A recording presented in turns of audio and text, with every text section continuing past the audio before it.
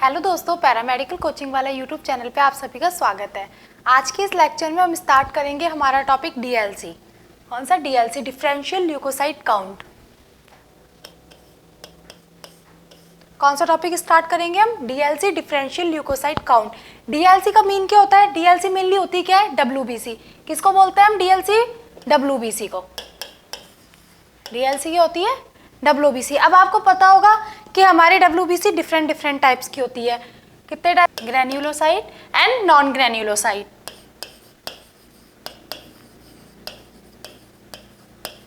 And non granulocyte.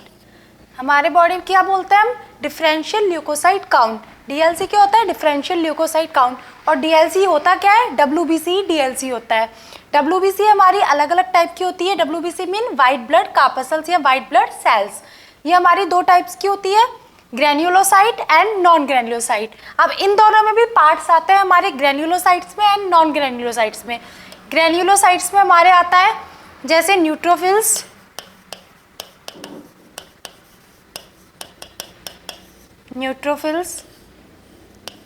Acidophils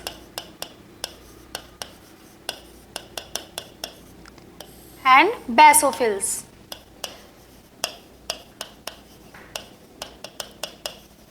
कितने type की होती है? ग्रेन्युलोसाइट्स हमारी 3 टाइप्स की होती है, न्यूट्रोफिल्स, एसिडोफिल्स एंड बेसोफिल्स, जिसमें हम एसिडोफिल्स को एसिनोफिल भी बोलते हैं। ठीक है। ग्रेन्युलोसाइट एंड नॉन ग्रेन्युलोसाइट्स हमारी 2 टाइप्स की होती है, मोनोसाइट एंड लिम्फोसाइट।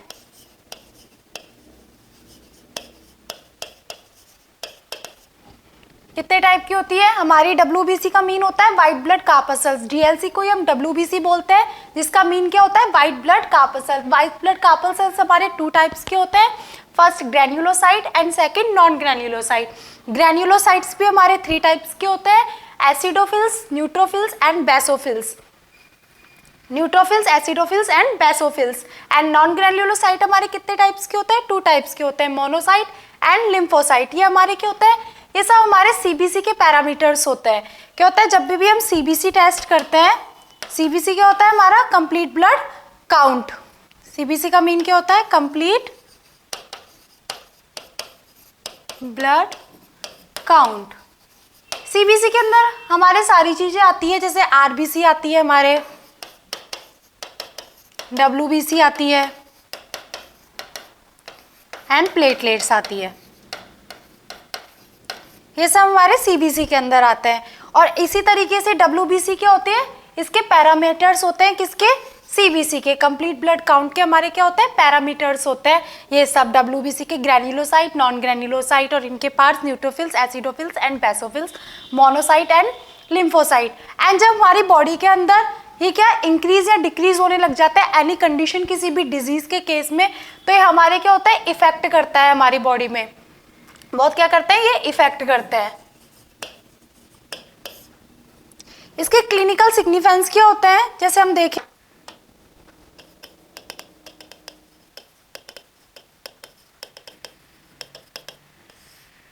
जैसे कोई भी इंफेक्शन होता है, जैसे हमारी बॉडी के अंदर बैक्टीरियल, जैसे like viral and parasitic.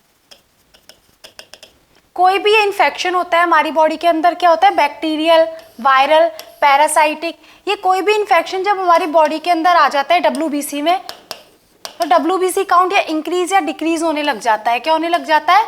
Increase या डिक्रीज होने लग जाता है। मीन इसमें एबनॉर्मलिटी आ जाती है। डब्ल्यूबीसी का जो काउंट होता है, ये जो इन्फेक्शंस होते हैं बैक्टीरियल, वायरल, पैरासाइटिक, ऐसे कोई इन्फेक्शन जब क्या होता है हमारी बॉडी के अंदर एंटर होता है हमारी मीन डब्ल्यूबीसी के अंदर, तो डब्ल्यूबीसी क्या होती है? एबनॉर्मल हो जाती है। या इंक्रीजिंग इसका काउंट हो जाएगा या डिक्रीजिंग काउंट हो जाएगा। तो उस कंडीशन में क्या होती है? हमारी जो डब्ल्यूबीसी होती है वो इन वायरस को ये बैक्टीरियल, वायरल और ये पैरासाइटिक जो भी इन्फेक्शन होता है, इनको रोकने की जगह क्या करती है? ये बल्कि बढ़ाती है। क्या करती है? रोकने की जगह उसको बल्कि इंक्रीज करती है उस कंडीशन के अंदर। जैसे हम डब्ल्यूबीसी को, आपको पता होगा, हम ल्यूकोसाइट भी बोलते हैं। क्या बोलते हैं हम डब्ल्यूबीसी को? ल्यूकोसाइट भी बोलते हैं। और किसी कंडीशन में जो हमारी WBC या ल्यूकोसाइट, WBC का इंक्रीज होना मीन ल्यूकोसाइट का इंक्रीज होने को हम क्या बोलते हैं? ल्यूकोसाइटोसिस बोलते हैं। क्या बोलते हैं? ल्यूकोसाइटोसिस। क्या बोलते हैं हम? ल्यूकोसाइटोसिस बोलते हैं। एंड डिक्रीजिंग कंडीशन को हम क्या बोलते हैं? ल्यूकोसाइटोपीनिया। क्या बोलते हैं हम? ल्यूकोसाइटोपीनिया बोलते हैं। WBC का सेकंड नेम क्या होता है? ल्यूकोसाइट होता है। एंड इसके इंक्रीजिंग कंडीशन को हम क्या बोलते हैं? ल्यूकोसाइटोसिस बोलते हैं। एंड हम डिक्रीजिंग कंडीशन को क्या बोलते हैं? ल्यूकोसाइटोपीनिया बोलते हैं। एंड WBC हमारी डिफरेंट टाइप्स की होती है, लाइक दो टाइप्स की, ग्रैन्युलोसाइट एंड नॉन ग्रैन्युलोसाइट। ग्रैन्युलोसाइट जो होती है उसको हम 3 पार्ट्स में डिवाइड करते हैं, acidophils, basophils and neutrophils. And जो हमारी नॉन ग्रैन्युलोसाइट होती है उसको हम 2 पार्ट्स में डिवाइड करते हैं, मोनोसाइट एंड लिम्फोसाइट। और किसी भी कंडीशन में ये सारे क्या होते हैं? ये हमारे CBC के पैरामीटर्स होते हैं। क्या होते हैं? ये पैरामीटर होते हैं किसके? CBC के पैरामीटर होते हैं, ये हमारे CBC के कंप्लीट ब्लड काउंट के। और जब ये CBC के में इफेक्ट करते हैं, किसमें इफेक्ट? ये हमारे पैरामीटर्स होते हैं। एंड जब ये WBC बढ़ने इंक्रीज होने लग जाती है, कि यानी ल्यूकोसाइटोसिस जब होने लग जाता है या जब ल्यूकोसाइटोपीनिया होने लग जाता है, तो उस कंडीशन में क्या होते हैं? हमारे एबनॉर्मल RBCs होने लग जाती है। क्या होती है? Abnormal RBC। और उस कंडीशन में क्या होता है? हमारी बॉडी के अंदर जब कोई भी एबनॉर्मल WBC,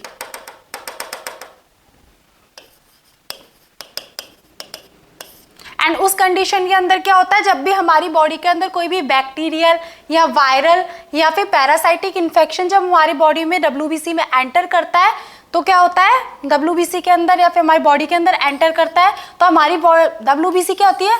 सबसे पहले इसका मेन काम क्या होता है? WBC का प्रोटेक्ट करना, लड़ने जाना। मीन हमारी बॉडी के अंदर कोई भी इन्फेक्शन आता है तो उससे लड़ने का काम कौन करती है? हमारी WBC करती है। बट जब WBC एबनॉर्मल हो जाएगी तो उस कंडीशन में ये उसको लड़ने की जगह, रोकने की जगह इन इन्फेक्शन को क्या कर देगी? बल्कि इंक्रीज कर देगी, बढ़ाने का काम करेगी। इस तरीके से ये इफेक्ट करने लग जाती है हमारी बॉडी के अंदर, जब इनके पैरामीटर्स क्या हो जाते हैं? इंक्रीज होने लग जाते हैं। अब हम देखते हैं, आप पता है DLC करते कैसे हैं? एक तरीके से DLC स्प्रिट टेक्निक से की जाती है। किससे? स्प्रिट टेक्निक से। स्प्रिट टेक्निक से हम DLC क्या कैसे करते हैं? स्लाइड से करते हैं। ये हम एक स्लाइड लेते हैं और इसमें हम क्या प्रिपेयर करते हैं? एक थिन स्मीयर प्रिपेयर करते हैं।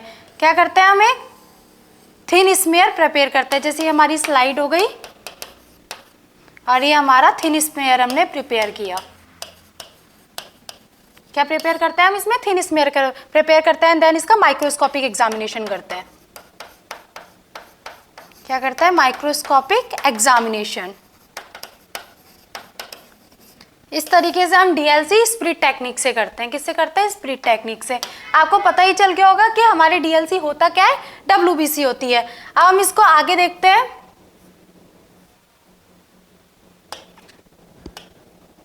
DLC का मीन डिफरेंशियल ल्यूकोसाइट काउंट। हम इसको PDF में फुल देखते हैं एक तरीके से। Differential leukocyte count, causes of DLC। हमारे जो DLC होती है वो किस किस कॉजेज में होती है? जब न्यूट्रोफिल्स का इंक्रीजिंग काउंट या डिक्रीजिंग काउंट हो जाता है, उस कंडीशन में कॉजेज होती है DLC। एसिनोफिल का हो जाता है, बेसोफिल का हो जाता है, मोनोसाइट का हो जाता है, लिम्फोसाइट का हो जाता है। इनकी जब इंक्रीजिंग एंड डिक्रीजिंग कंडीशन होती है तो क्या होता है? कॉजेज होता है DLC में। अब हम देखते हैं सबसे पहले न्यूट्रोफिल का। न्यूट्रोफिल में क्या होता है? Increasing number of neutrophil is called न्यूट्रोफिलिया। जब नंबर इंक्रीज हो जाता है, जब न्यूट्रोफिल हमारे बढ़ने लग जाती है तो क्या होता है? उसको हम क्या बोलते हैं? न्यूट्रोफिलिया बोलते हैं। इस कंडीशन को क्या बोलते हैं हम? न्यूट्रोफिलिया बोलते हैं। इस कंडीशन को क्या बोलेंगे हम? न्यूट्रोफिलिया बोलेंगे। जब न्यूट्रोफिल्स बढ़ने लग जाएगी। Increasing number of neutrophil is observe in infection such as bacterial infection. किस किस हम उसमें देख सकते हैं? इस इन्फेक्शन को किसमें ऑब्जर्व कर सकते हैं? न्यूट्रोफिल का बढ़ना। बैक्टीरियल इन्फेक्शन में हमारी न्यूट्रोफिल्स बढ़ सकती है, लाइक कौन सा? जैसे टाइफाइड। वायरल इन्फेक्शन में जैसे इन्फ्लुएंजा। इन कंडीशंस में क्या होती है? हमारी न्यूट्रोफिल्स बढ़ने लग जाती है। और न्यूट्रोफिल्स का हमारे नॉर्मल काउंट क्या होता है? न्यूट्रोफिल्स का हमारा नॉर्मल काउंट होता है 3000 to 600,000 3000 to 6000 सेल्स पर mm क्यूब। ये हमारा क्या होता है? नॉर्मल काउंट होता है न्यूट्रोफिल का।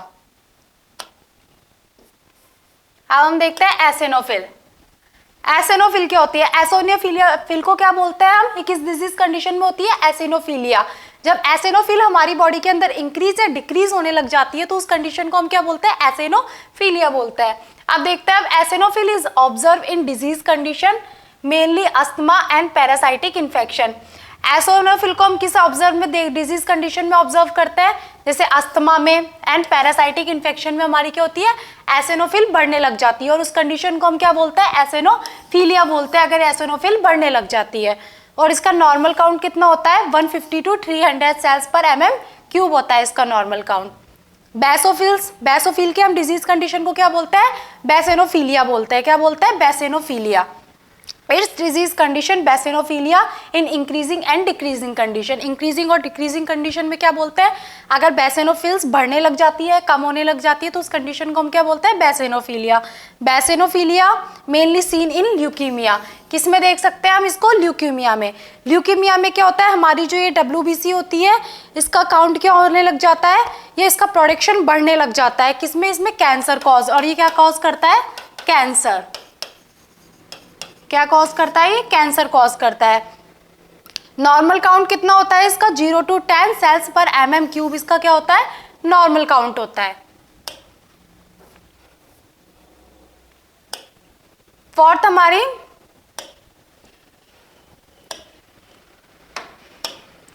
क्या है हमारी? मोनोसाइट। मोनोसाइट क्या होती है? It's disease condition monocytosis. इसकी डिजीज कंडीशन को हम क्या बोलते हैं? मोनोसाइटोसिस। जब मोनोसाइट्स इंक्रीज या डिक्रीज होने लग जाता है हमारी बॉडी में तो क्या होने लग जाता है? इस कंडीशन को हम बोलते हैं monocytosis. Monocytes value increase and decrease in this condition. कौन कौन सी कंडीशंस में हो सकती है हमारी मोनोसाइट्स इंक्रीज और डिक्रीज? लाइक टीबी के अंदर ट्यूबरक्लोसिस, बैक्टीरियल इन्फेक्शंस में, टाइफाइड केसेस में, इन सभी में क्या होता है? हमारे मोनोसाइट्स बढ़ने लग जाती है, कम होने लग जाती है। एंड इसका नॉर्मल काउंट क्या होता है? मोनोसाइट्स का 400 to 800 सेल्स पर mm³ इसका क्या होता है? नॉर्मल काउंट होता है। अब इनकी नॉर्मल वैल्यूज कितनी होती है?